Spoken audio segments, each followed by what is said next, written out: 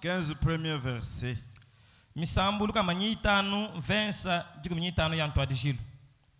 Avant cela, prions. Bienveillant, précieux Père céleste, toi le Dieu tout-puissant, le donateur de tout don excellent, le Père éternel.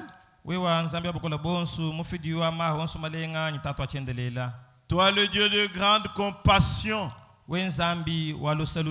riche en miséricorde et en bonté, et lent en colère. Nous te sommes infiniment reconnaissants, ô Père, pour cette grâce que tu nous témoignes encore une fois ce soir. Ce n'est pas un mérite, parce que notre vie, ô Père, est entre tes mains. Et ta grâce, c'est telle, ô Père bien-aimé, qui fait que nous puissions avoir la force, la vie de venir à cet endroit. Voilà pourquoi nous te disons merci ce soir. Que ton nom soit loué. Que ton nom soit élevé. Que ton nom soit glorifié. Que ton nom soit magnifié. Que ton règne vienne.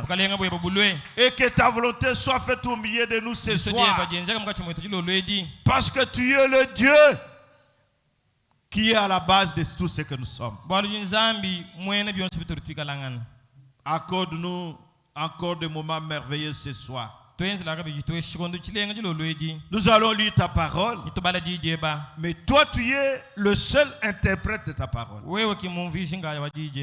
Quand tu l'interprètes, ô Père, tu places la vie qui est cachée dans nos cœurs pour que nous puissions marcher en conséquence. Accorde-le ce soir. Bénis chaque cœur ce soir. Élève-nous dans le lieu céleste en Christ. Guéris les malades. Sauve les pécheurs. Fortifie les faibles. Et fortifie les rétrogrades. Ramène ceux qui sont perdus au Père. Et nous avons besoin de toi. Parle-nous, Seigneur, pour le salut de nos âmes. Nous recommandons toutes choses entre cette main. Que le glorieux Saint-Esprit prenne le contrôle de cet endroit, afin que toi seul tu puisses parler. Que tous les esprits impies prennent fuite au nom de Jésus-Christ. Écarte l'homme du chemin et parle-nous, Seigneur. Et bénis chacun de nous, parce que nous attendons à toi. Dans le précieux nom du Seigneur Jésus-Christ. Amen. Amen. Nous allons lire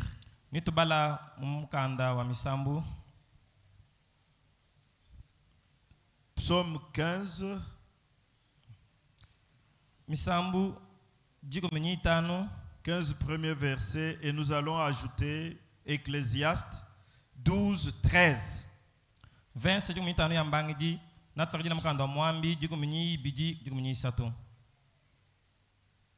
Nous lisons d'abord Psaume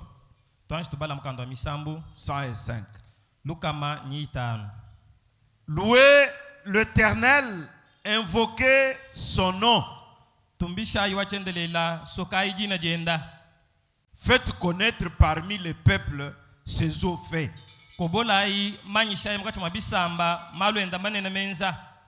Chantez, chantez en son honneur. Parlez de toutes ses merveilles.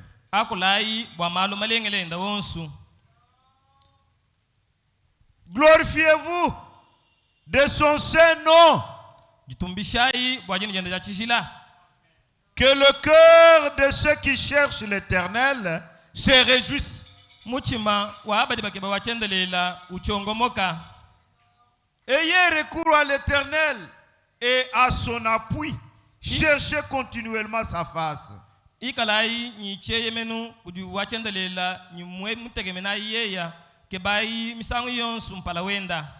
Souvenez-vous des prodiges qu'il a fait, de ses miracles et des jugements de sa bouche.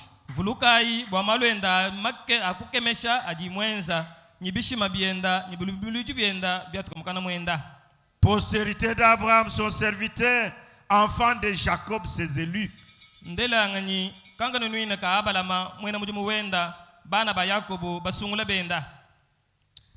L'Éternel est notre Dieu. Ce jugement s'exerce sur toute la terre.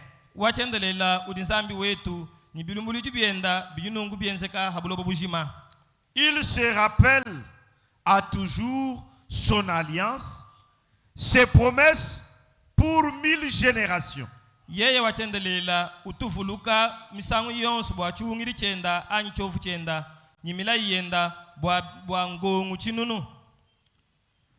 L'alliance qu'il a traitée avec Abraham et le serment qu'il a fait à Isaac.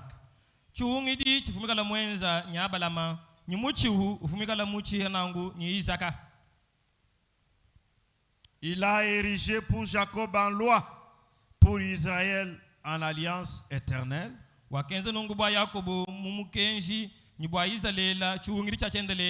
Disant, je te donnerai le pays de Canaan comme héritage qui vous est échu.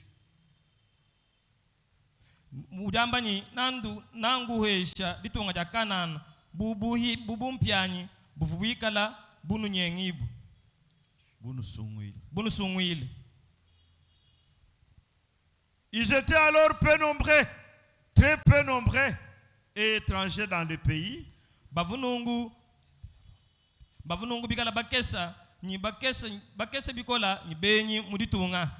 Et ils allaient d'une nation à l'autre et d'un royaume vers un autre peuple.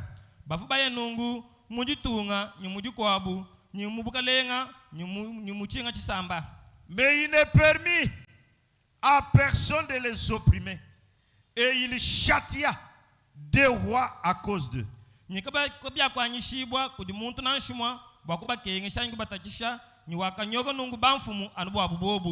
Ne touchez pas à mes soins et ne faites pas de mal à mes prophètes.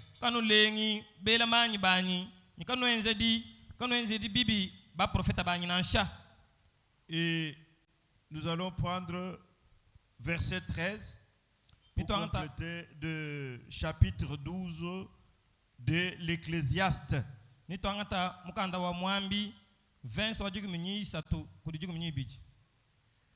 Écoutons la fin du discours.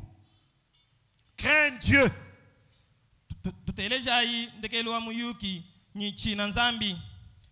Et observe ses commandements. C'est là ce que doit tout homme. Puisse le Seigneur ajouter les bénédictions à la lecture de sa parole. Veuillez vous asseoir. En lisant ces écritures, le prophète a prêché une prédication intitulée Le respect.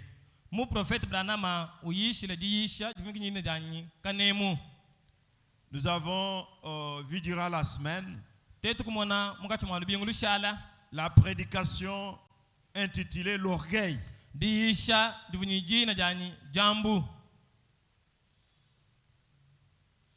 Et l'orgueil qui est spirituel.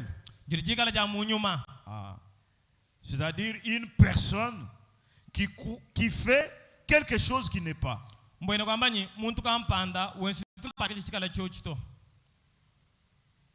Une personne qui n'a pas le Saint-Esprit, mais qui confirme qu'il a le Saint-Esprit. C'est l'orgueil.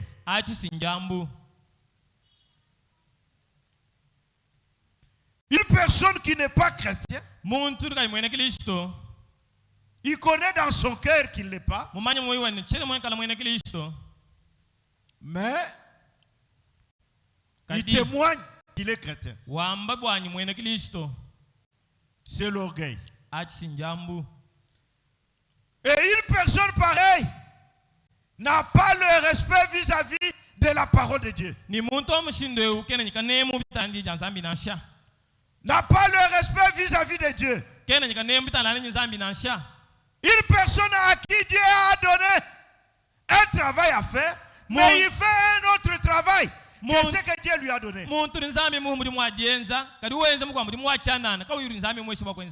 Une personne qui rend service à Dieu, mais en dehors de sa volonté. L'orgueil. Et cette personne ne respecte pas Dieu. Parce que tout homme doit respecter Dieu.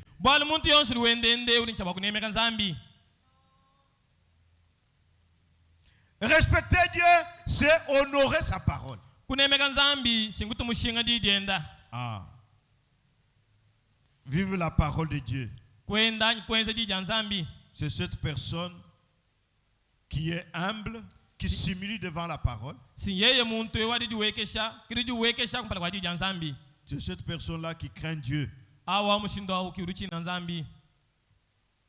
C'est la conclusion de tout ce que nous avons lu là. Non, de tout ce que nous avons lu ce soir. Écoutez la fin du discours. Tout homme doit craindre Dieu. Donc, la crainte de Dieu,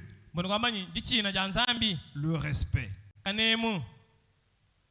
Mais pour respecter Dieu, pour respecter la parole de Dieu, vous devez avoir la crainte, la révérence, la crainte.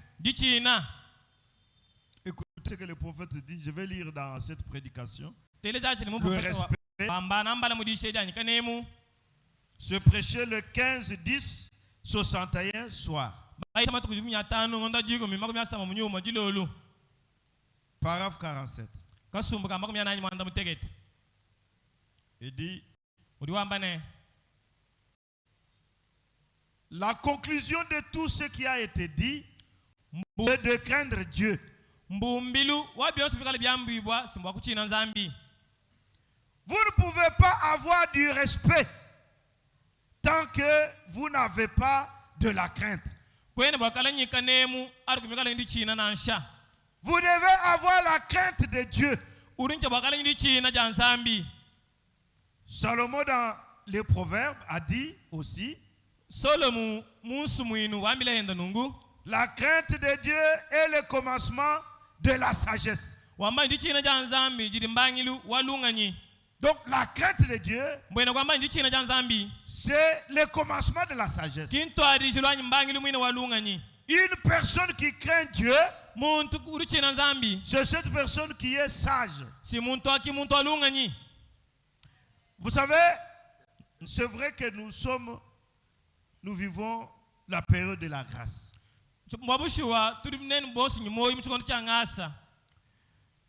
Mais la parole de Dieu reste une loi que chaque enfant de Dieu est censé observer. Mais pour que cette loi ait la force, il y a des garde-fous. C'est-à-dire les sanctions. Ah. Parce que la force de la loi, où la loi tire sa force dans le sanction. Et s'il n'y a pas une sanction, lorsque la personne transgresse la loi, cette loi ne sera pas forte.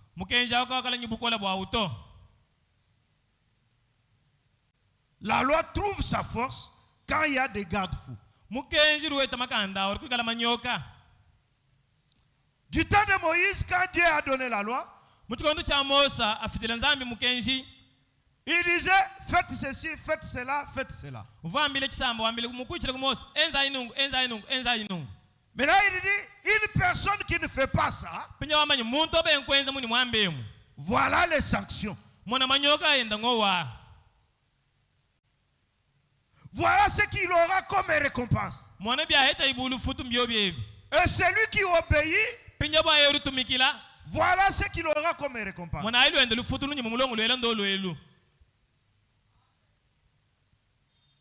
Et la parole de Dieu n'a pas changé. Je vais prendre un cas très simple. Les jours de la Pentecôte,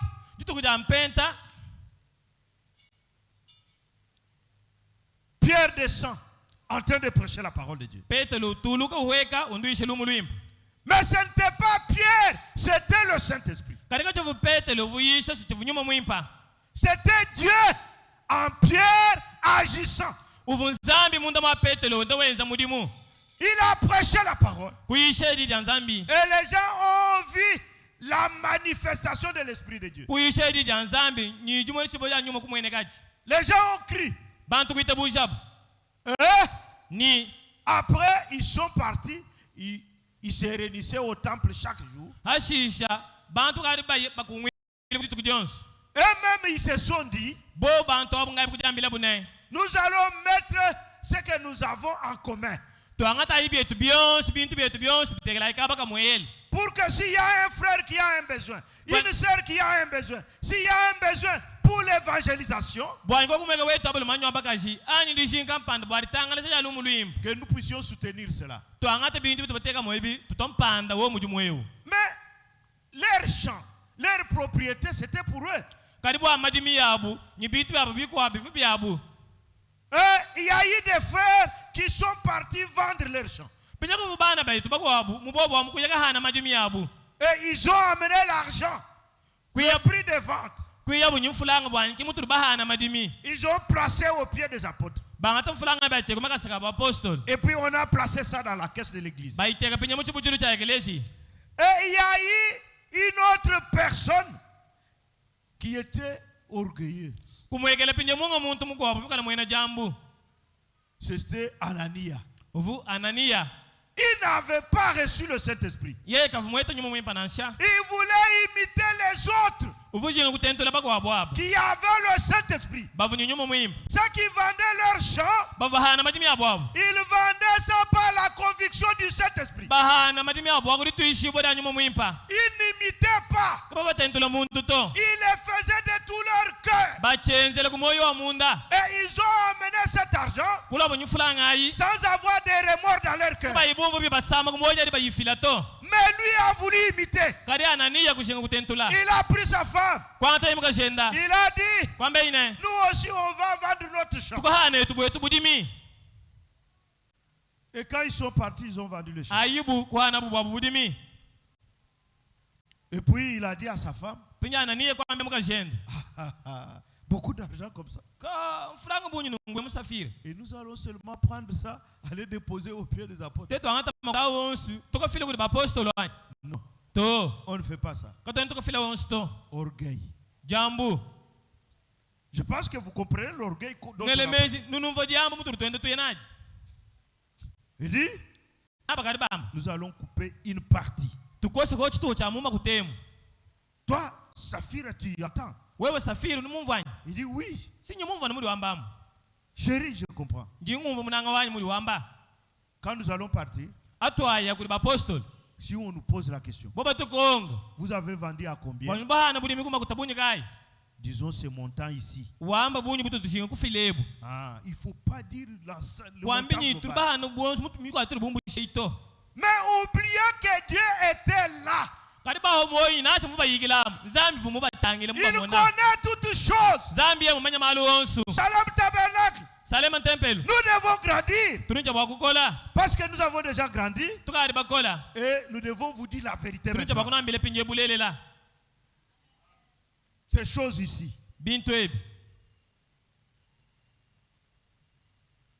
Ils se sont entendus. Ils ont fait un deal.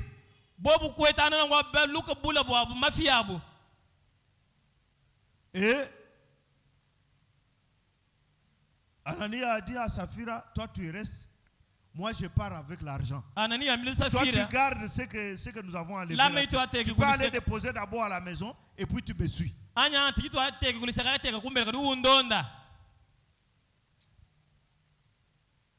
Anania est arrivé, il est entré au temple.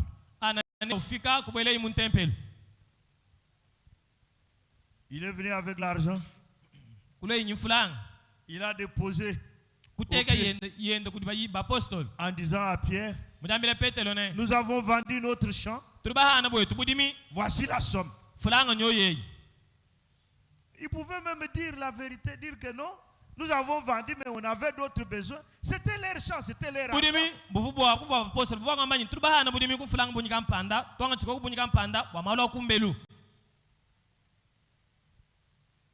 L'orgueil entraîne le non-respect.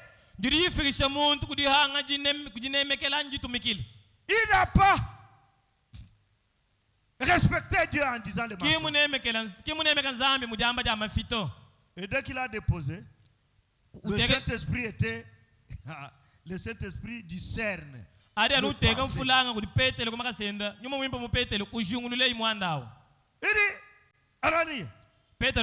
Anania, est-ce que vous avez vendu votre champ à ce prix ici? Oui, pasteur. C'est la vérité. Et je crois qu'il avait même invoqué le nom du Seigneur Jésus-Christ. Pour confirmer son mensonge. Et Dieu était là. Qu'est-ce que Dieu a fait? Il a sanctionné.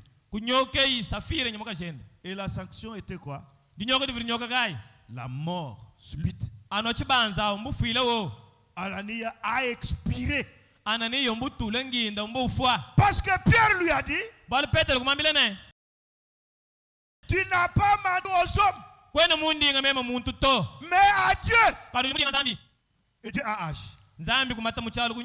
Et les jeunes gens qui étaient là-bas, ils ont récupéré les cadavres. Ils sont partis enterrer. Et la femme venait sans savoir ce qui était arrivé. Elle arrive là-bas, elle entre, et puis Pierre l'appelle. Saphira, vous étiez parti avec votre mari vendre votre champ, et vous avez vendu à ce prix qu'il a déposé ici. Il dit oui, pasteur, c'est la vérité. Il a expiré encore. Vous voyez, c'est ça. Ce qu'apporte le non-respect vis-à-vis de la parole. Du temps de Moïse, il y avait une femme. Et cette femme avait maudit Dieu. Mais il n'y avait pas encore une loi pour une personne qui maudit Dieu. Et Moïse a dit, prenez-la, mettez-la dans le cachot, jusqu'à ce que Dieu nous parle, pour qu'on sache ce qu'on doit faire d'elle. Et quand Dieu est descendu, il a donné maintenant la loi comment on doit faire. Il faut lapider cette femme. Ceux qui l'ont entendu blasphémer Dieu vont poser les mains sur sa tête.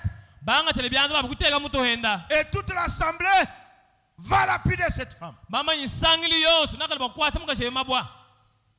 Et qu'elle meure parce qu'elle a maudit Dieu. Et Dieu a dit, maintenant tu ne maudiras pas ton Dieu.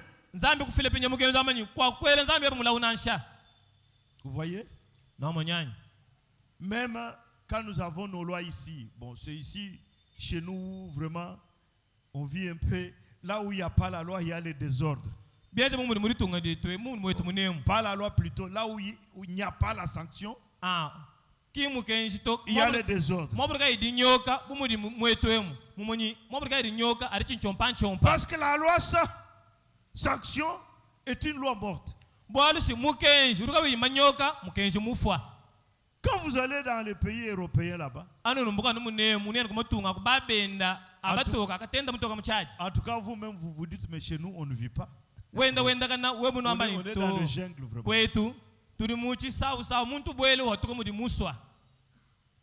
Comment est-ce qu'on peut avoir l'embouteillage sur la route? Non. Ça ne peut pas se faire. Parce que l'embouteillage, là, vous trouvez un chauffeur qui vient, qui change de direction. Au lieu de suivre sa voie, et il bloque les autres, et l'autre vient, il place le véhicule ici, il stationne mal, ainsi de suite. Embouteillage, nous avons un chauffeur, oui, il machine. Ça ne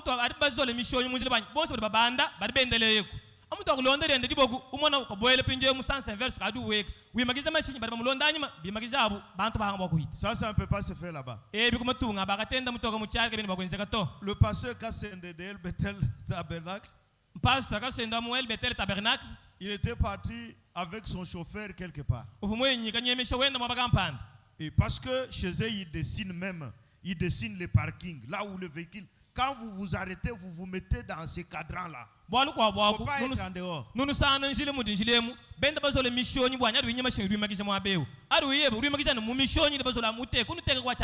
Ah, ça c'est la route, vous partez. Maintenant ici, ce sont des parkings. Et à côté des parkings, il y a maintenant des piétons. Il y a même des voies pour ceux qui ont des vélos, ainsi de suite.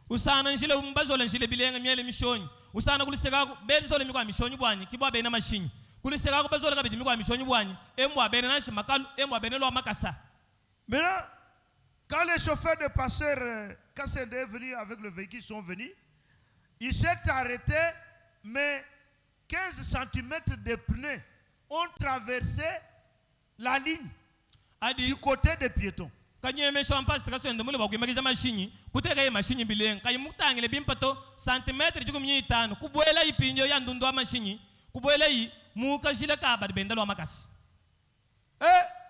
Ils n'ont pas tiré attention. Et le policier était là, le policier est venu. Il a regardé. Et puis il a dit, le propriétaire du véhicule. Et puis le pasteur s'est présenté. Il dit, mais ça c'est une infraction.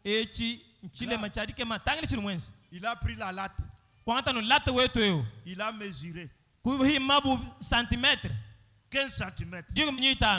Il dit, ici, ce que tu as fait ici, c'est une infraction. Parce que tu as pris même la place des piétons. Ils vont partir. Comment est-ce qu'ils peuvent marcher?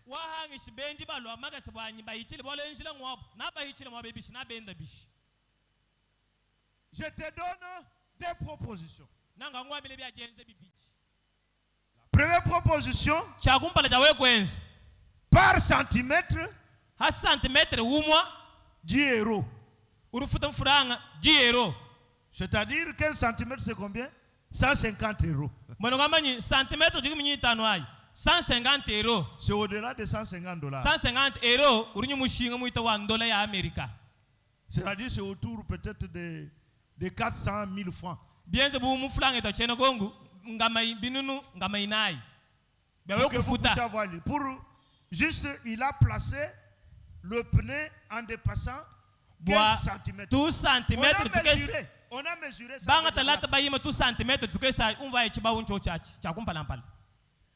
Maintenant, deuxième proposition. On amène le véhicule au bureau. Comme ça, tu vas t'entendre, tu vas payer là-bas.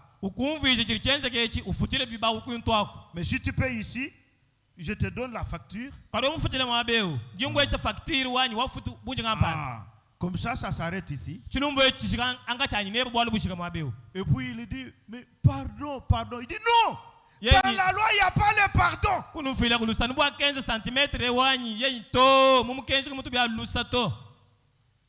Parce qu'il y a une sanction suspendue derrière la transgression de chaque loi.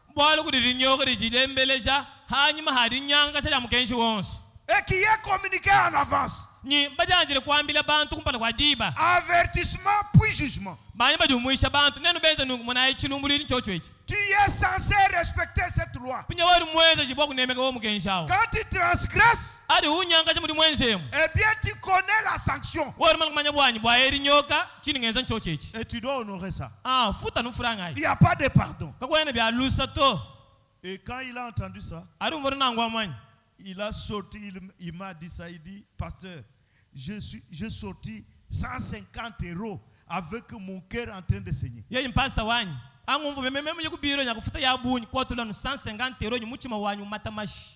J'ai payé, on m'a fait la facture. Et on va demander de déplacer maintenant la voiture et déplacer ça correctement. Il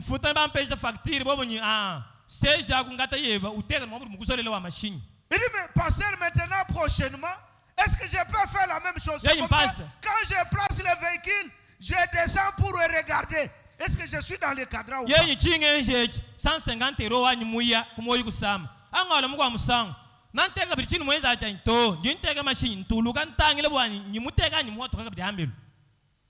C'est ça la loi. C'est ça la force de la loi. Une loi sans sanction, c'est une loi morte qui n'existe pas. Et quand ils élaborent leur loi, ils suivent. C'est pas comme ici. Vous venez même, vous pouvez trouver, vous êtes en train de partir, vous êtes de votre côté.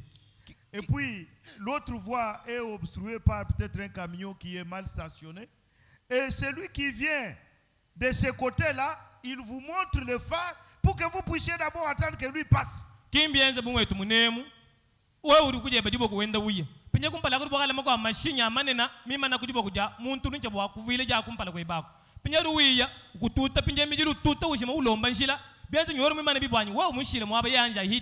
Et si vous insistez pour passer, il vous injurie. Ah, mon Dieu.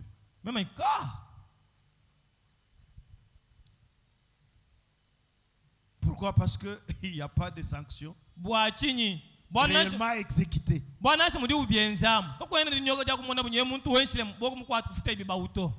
notre Dieu est parfait. Quand il donne sa loi, sa parole, quand il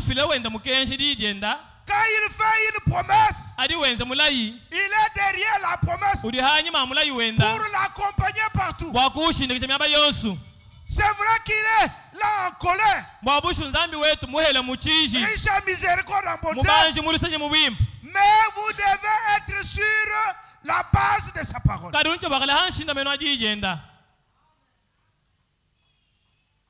Respect. Vous devez avoir de la crainte pour respecter. Et voyez, comme j'ai donné l'exemple de pasteur Kassende. Pourquoi chaque fois qu'il descend maintenant, il les regarde? Il a la crainte.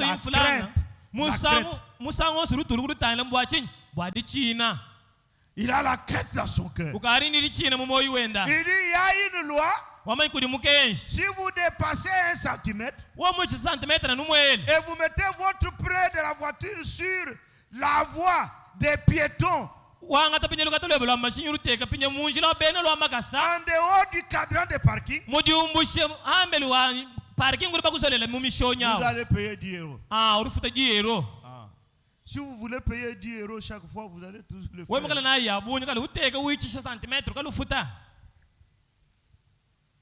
Mais les gens qui connaissent la valeur de l'argent,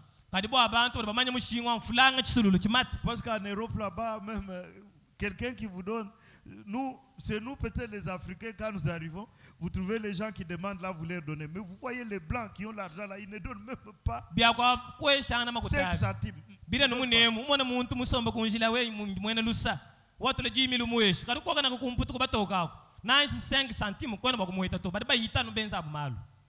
Je vous dis, je vous donne pourquoi. Pour quel travail?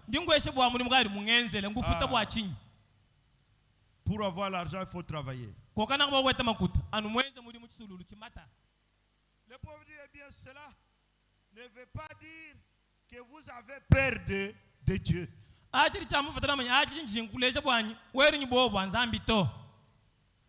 La peur, souvent, c'est quelque chose d'hypocrisie, en fait. Parce que la peur, on manifeste ça quand on voit quelque chose, quand on est en face d'un obstacle.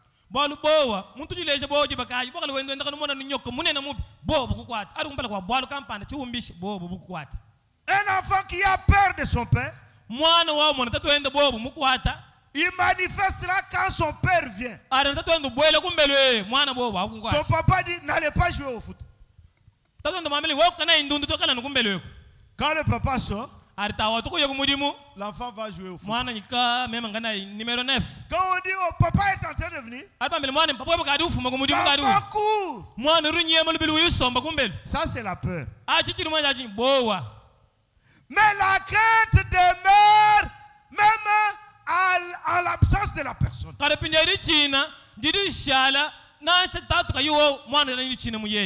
enfant qui craint son père, et bien même si son père n'est pas là, il dit non, papa m'a dit de ne pas faire ça. Ça je ne peux pas faire. Même s'il n'est pas là. Non. Ça c'est la crainte. Vous voyez le respect? Le respect dérive de la crainte que l'on a. C'est-à-dire même si vous ne voyez pas Dieu, mais quand vous marchez, vous savez que Dieu a dit. Comme il a dit ça, il a dit que je ne puisse pas faire ça. Vous tremblez devant ça. Crainte et tremblement. Ce n'est pas la peur. Mais cela signifie que vous lui accordez le respect et la révérence.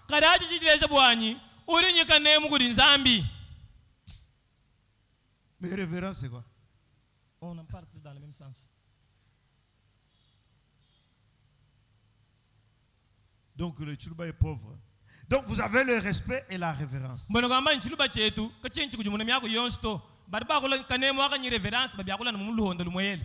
Et lorsque vous respectez Dieu, vous le craignez. Vous craignez de lui déplaire en quelque chose. Oui, déplaire. Plaire, déplaire,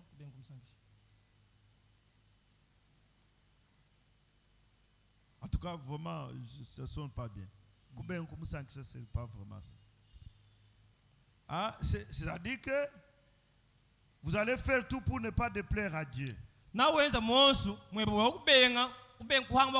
pas l'ennuyer, pour ne pas agacer Dieu. Ah. Amen.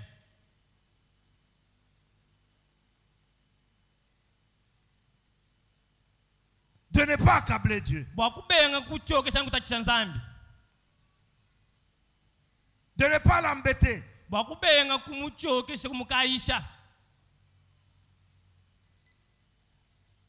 Et cela vis-à-vis de quelque chose, vis-à-vis de sa parole. Donc, vous craignez de faire quelque chose de faux. Que vous le voyez ou pas, mais vous savez que vous êtes un enfant de Dieu. Vous savez que votre papa n'aime pas ça. Votre papa n'aime pas ça. Et à ce moment-là, même s'il n'est pas là, vous restez avec ça. Parce que vous le craignez. Mais vous n'avez pas peur de votre papa. Parce que dans la peur, il y a l'hypocrisie. Vous ne voudrez pas faire quelque chose de mauvais.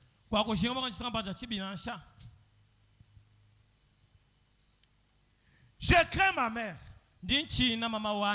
Je crains ma femme. Je crains mon église. Ça veut dire quoi? Je crains ma femme C'est-à-dire que même si je peux aller à Dubaï et que je vois les autres femmes en train de me suivre, les métis, même si j'ai des amis et qui est-ce me conduisent, parce que je crains ma femme, même si elle n'est pas avec moi, je dis non, je suis marié. J'ai une femme. Je respecte mon épouse.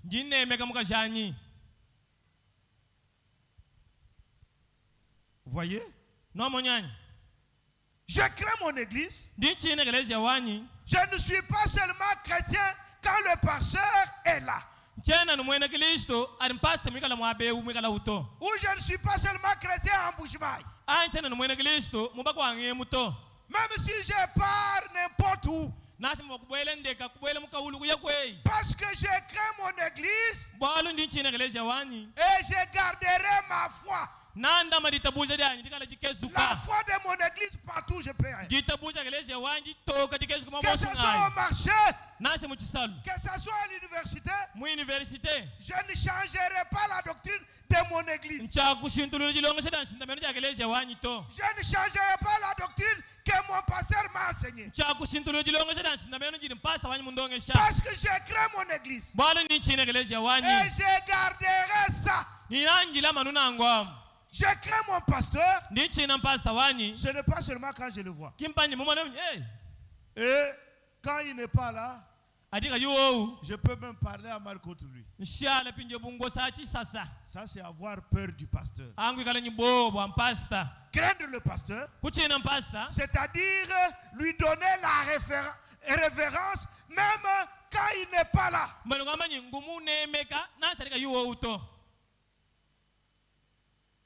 Je crains tous les serviteurs de Dieu. Dans les soucis de ne pas mettre sur leur chemin une pierre d'achoppement. De ne pas les scandaliser. Quand je scandalise un serviteur de Dieu,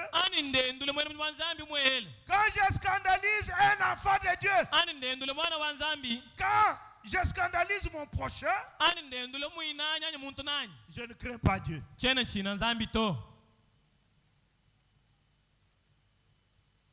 C'est ça le respect. Je crains les gens de la ville.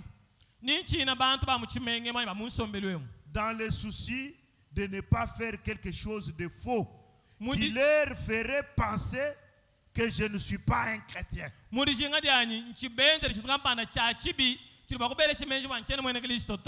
C'est ça le respect aux gens du quartier, aux gens de votre quartier, de votre avenue, partout où vous êtes. Vous veillez de ne pas mettre une pierre d'achoppement devant votre prochain.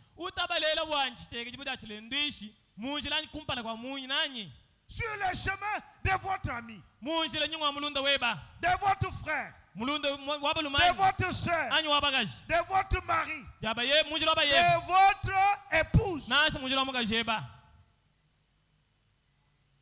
À ce moment-là, vous respectez la personne en question.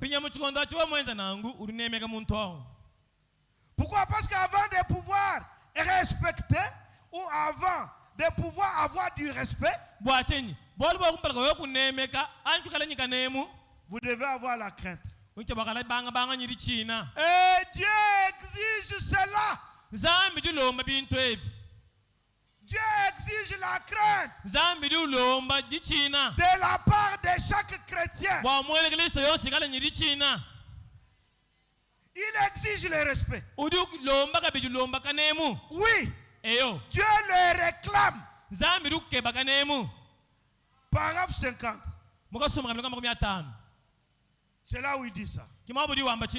Dieu réclame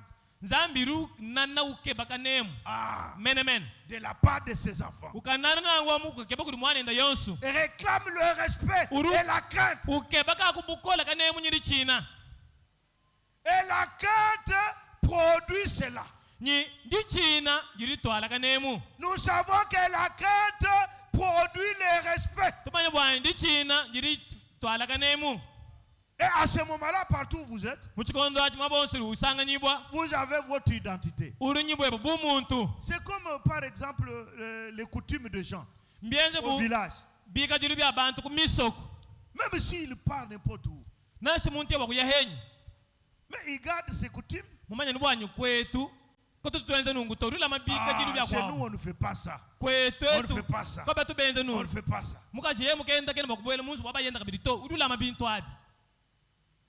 C'est pas comme ça, c'est ça, non?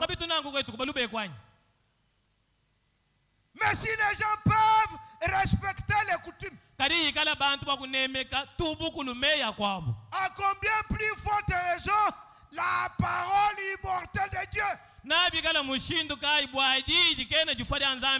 Parce que toutes les choses ici passeront. Mais la parole demeurera éternellement. Voilà pourquoi Dieu réclame à chaque chrétien la crainte. La crainte de l'éternel. La crainte de la parole. La crainte de ses enfants. La crainte de sa parole. Dieu réclame ça. Et un véritable chrétien, c'est celui-là qui craint. Et le prophète prend le premier exemple. Je vais juste parler et puis on va arrêter, on va continuer vendredi. Noé. Noé a vécu pendant une période des astronautes.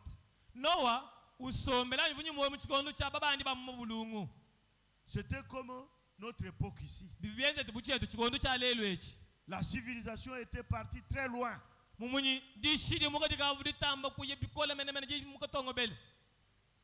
Les gens pouvaient aussi avoir des stations météo.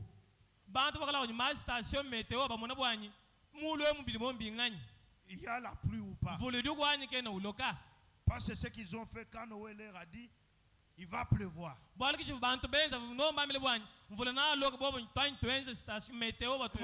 ont regardé, ils ont dit non, Noé.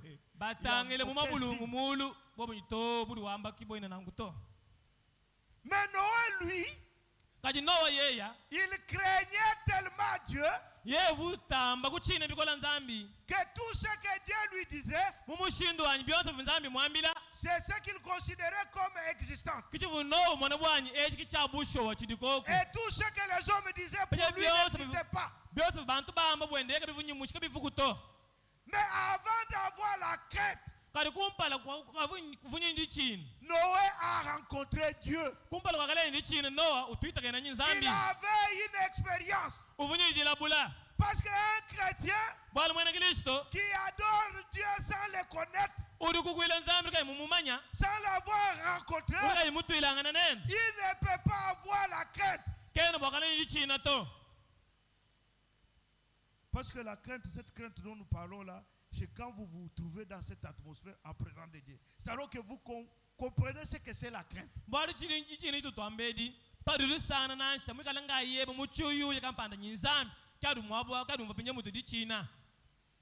Lorsque la mort commence à couler de vos lorsque les larmes coulent dans votre cœur et de vos yeux, lorsque votre cœur est contrit, brisé, lorsque vous avez là à l'esprit, vous n'avez que votre vie. Et puis vous comparez ça avec sa sainteté.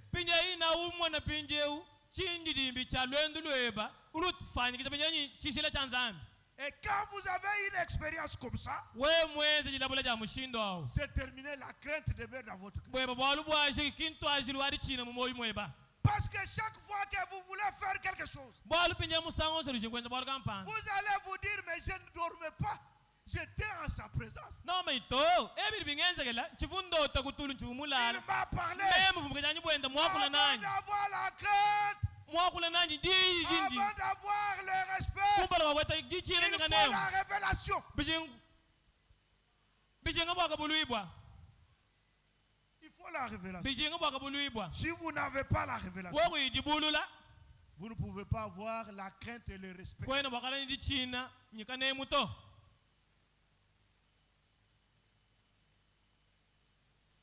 Il faut que Dieu vous rencontre.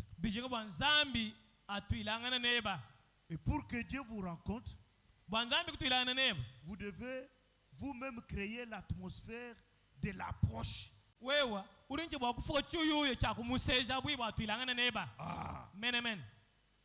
devez commencer. Parce que Dieu a créé l'homme sans l'homme.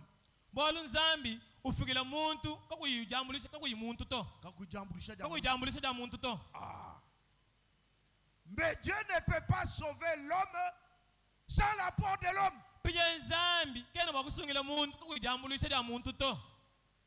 Parce qu'il vous a appelé. Si vous avez entendu sa voix, et maintenant vous devez créer l'atmosphère, l'approche,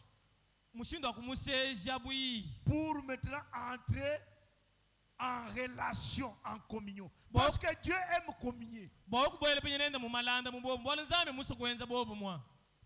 Dieu aime communier avec ses enfants. Il aime tellement ça. Il aime tellement la communion qu'il veut que tous ses enfants découvrent cela. D'abord la révélation. C'est ce que Noé avait dit. Quand Noé a vu Dieu venir se révéler à lui, il ne l'a pas lâché. Quand Dieu vous révèle, frère, quand Dieu se révèle à vous, ne le lâchez pas. Faites comme Jacob. Jacob, il avait compris que ce jour-là c'était fini pour lui. Mais il a eu le souvenir de ce qu'il avait vu. Il dit, quand j'ai quitté mes parents pour aller chez Laban, mon oncle,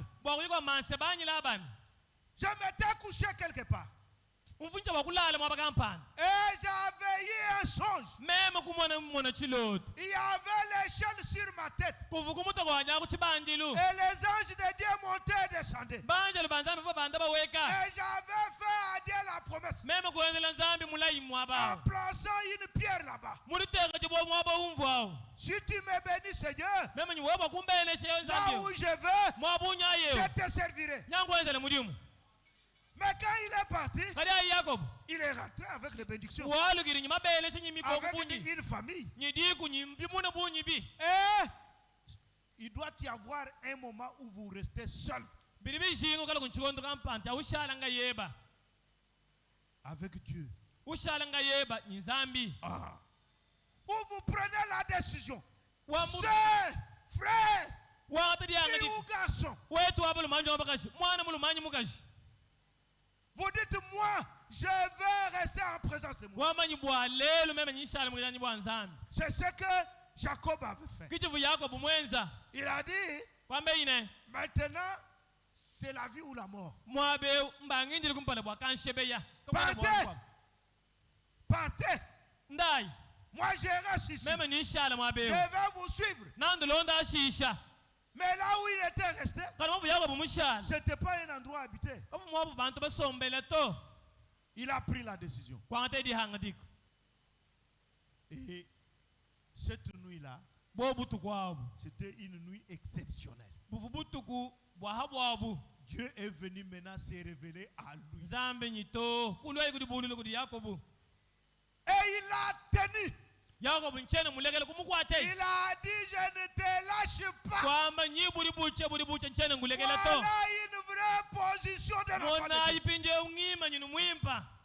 Quand Dieu se révèle à vous, ne les lâchez pas. Tenez-les jusqu'à ce qu'il vous bénisse. Parce que Dieu aime la communion. Il était plus puissant que Jacob. Mais il s'est laissé persuader. Pourquoi? Parce qu'à le cœur de Jacob, il voulait communier avec lui. Et Dieu s'est laissé persuader. Et il commence à le supplier. Le soleil se lève déjà. Et Jacob dit, on va vous voir. Si vous ne me bénissez pas, bénis-moi. C'est ça un enfant de Dieu. Oh, ce merveilleux. Je me sens bien. Le respect. La crainte. Quand vous craignez Dieu, c'est là vous mettez en sa présence. Vous serez toujours en présence de Dieu. Dès que vous pensez à lui, il est là. Dès que vous pensez à lui, il est là. L'onction est là. Et l'atmosphère s'éclaire. Voilà pourquoi la crainte de Dieu est le commencement de la sagesse. Et un homme sage, c'est le véritable chrétien qui craint Dieu. Que Dieu vous bénisse. Levez-vous. On va nous entonner un cantique. Chacun de nous va prier. Nous allons continuer vendredi. Le respect. Le respect. Vous devez respecter même votre corps, votre âme, votre esprit. Vous devez respecter. Dieu vous a donné tout ça pour l'honorer. Ce n'est pas pour que vous puissiez utiliser ça n'importe comment. Oh, nous allons voir cela.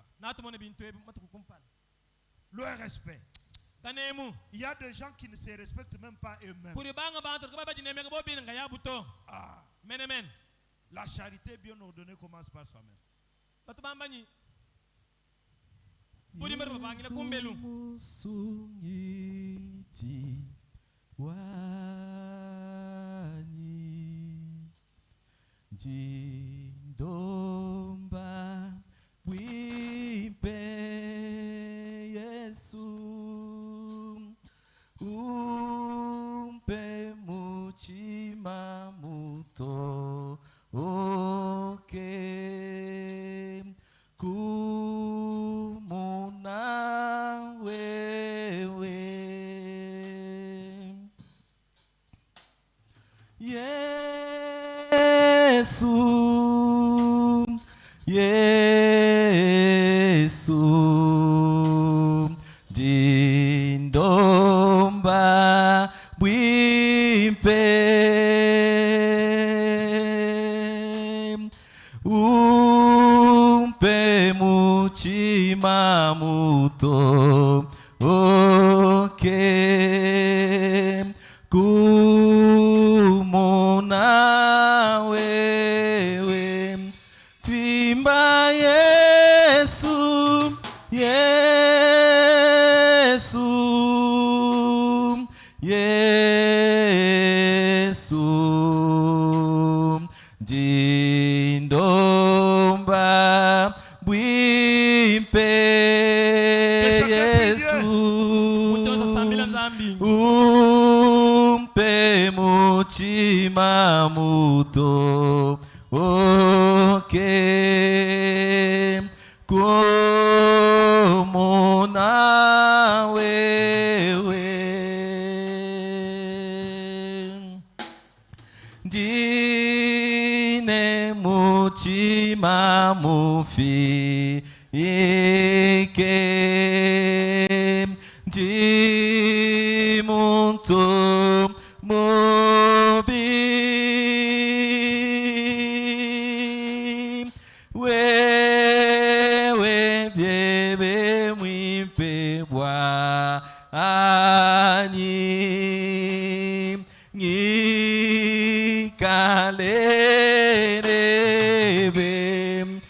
timba Yesu, Yesu,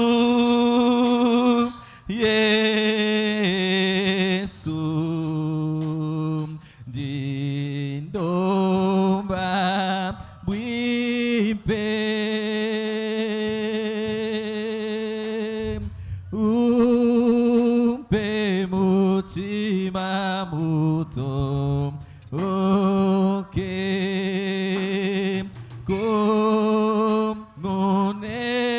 wewe, timba Yesu, Yesu, Yesu, dindomba bwimpe, umpe mutima muto, okay, como na wewe, pana lomba lucelwe, ebe, pana kwa mira,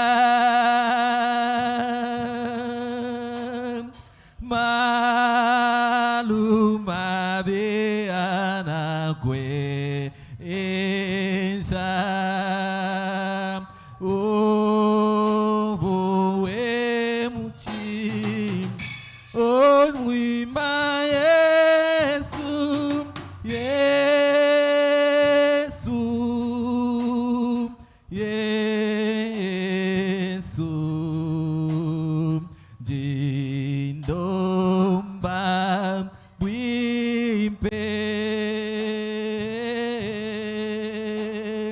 ompe mutima muto, eke como na wewe,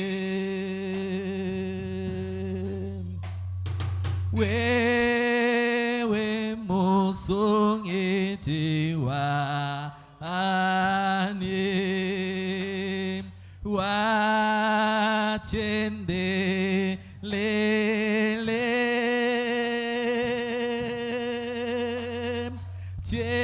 chena nemu kwa bupa ashe je mwana wewe, timba Yesu, Yesu, Yesu,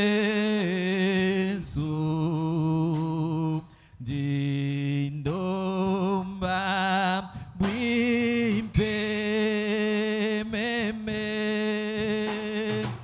ompe mutima muto, okay, comune wewe. Nous allons prier maintenant.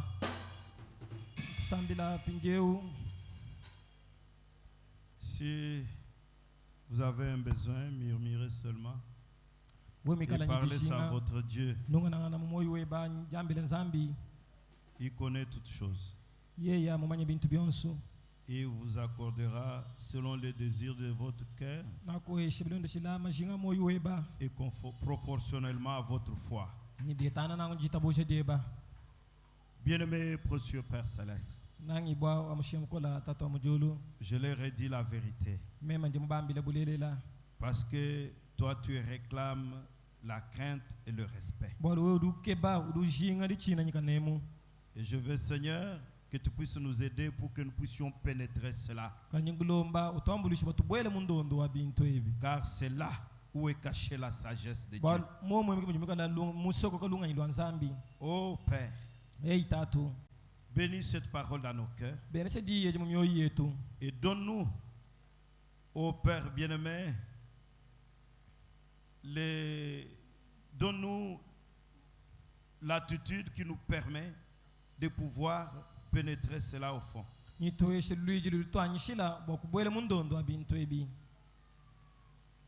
que tu te révèles à chacun de nous, au Père,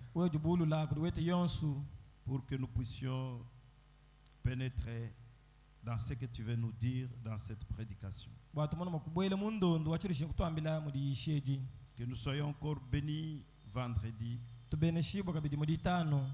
parce que une seule parole, un seul mot venant de ta bouche, c'est une grande bénédiction pour nos cœurs.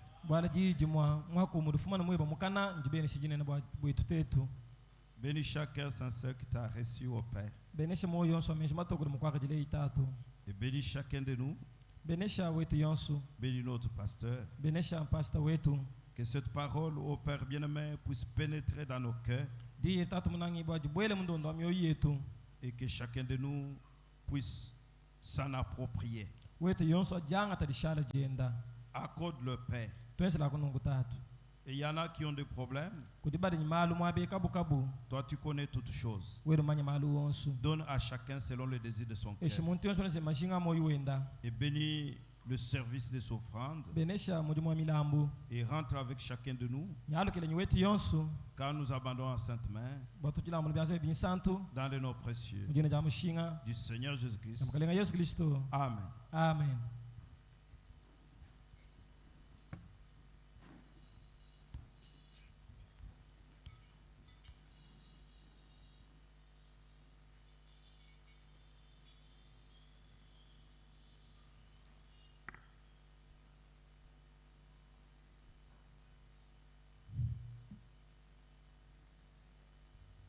On peut faire circuler le panier. Le respect de Dieu, c'est la chose la plus importante.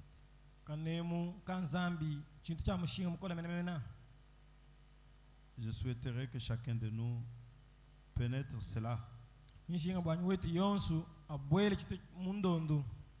Ça fait du bien. Ça bénit l'âme. Et ça vous place dans une bonne position vis-à-vis de Dieu.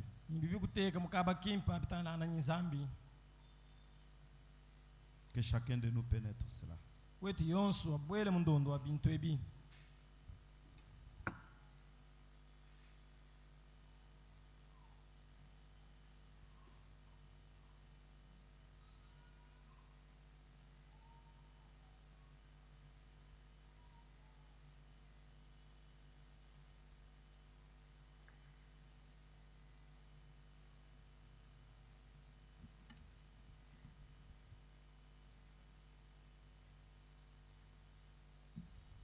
Que le Seigneur bénisse.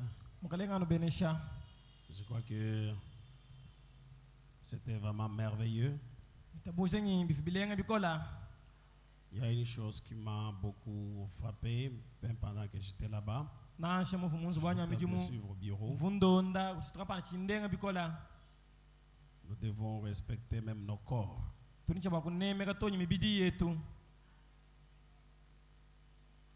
Respecter nos engagements. Respecter nos promesses. Quand tu promets à une femme, tu épouses une femme, tu dois la respecter.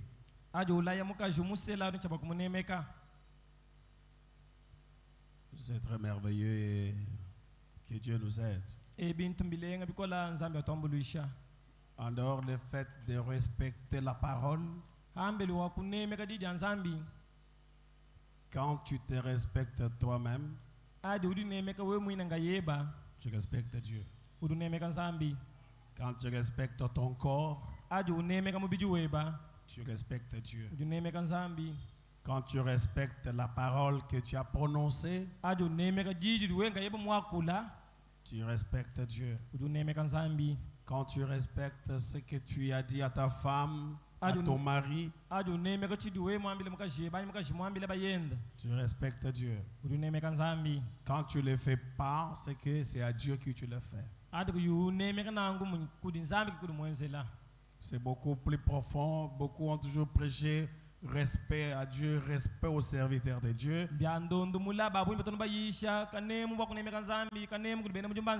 Mais ça, c'est une autre dimension où on doit respecter même nos propres corps. Ah, ça, que Dieu bénisse le pasteur Georges. Donc, je m'habille en respectant mon corps. Ah. Ainsi, nous sommes. On a prélevé les offrandes. C'est déjà fini. Voilà, nous sommes arrivés à la fin de notre service de ce soir. Rentrons tous avec la paix du Seigneur Jésus-Christ. Que le Seigneur bénisse. Dieu voulant, nous allons nous voir le vendredi. Je sais que vous êtes en train de voir des travaux commencent en train d'avancer. Le dimanche, vous trouverez des choses encore bien poussées. Alors, ceux qui sont restés, apportons l'argent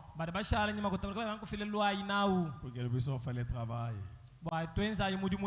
Shalom chez vous.